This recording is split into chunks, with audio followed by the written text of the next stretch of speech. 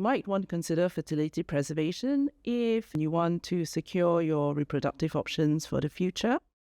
There are two main ways of preserving fertility. One is egg freezing, the other embryo freezing. And a little bit probably depends where you are in your life at the time at which we see you. Egg freezing is a great way of preserving fertility for the future and gives maximal flexibility in terms of parenthood in the future. If you are a single woman, you hadn't quite found the right partner yet, you might want to think about egg freezing. Or if you are in a relationship, but you are not quite ready to start a family, or you might not be financially ready, you might want to think about embryo freezing.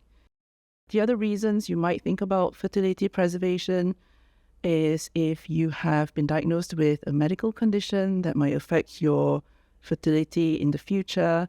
And this might include cancer for which you need treatment such as radio or chemotherapy, or other benign conditions such as endometriosis or surgery for ovarian cysts, which might affect your ovarian reserve in the future. The other reasons one might consider fertility preservation is in transgender individuals who might be starting hormonal treatment. Egg freezing is a great way to preserve fertility. However, it doesn't give us an awful lot of information perhaps about what will happen when eggs are thawed, but we can make some adjustments in terms of the number of eggs that we freeze.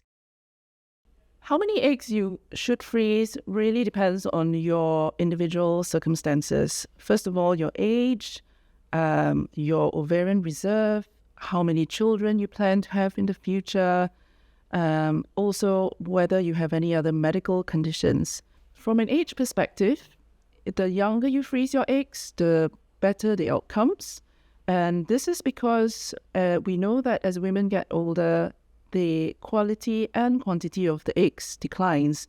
And this starts as young as 32 or 33 years old. Additionally, we know that the ovarian reserve declines with age. And the ovarian reserve is a reflection of the numbers of eggs that you have. So with the decline in numbers of eggs for older women, that means that you might collect fewer eggs in one cycle of ovarian stimulation, and you will need to be prepared to have possibly more than one cycle to achieve the same numbers of eggs. Eggs and embryos can be stored for 55 years, during which time they don't decline in quality. So when you want to use them in the future, they are ready for your use.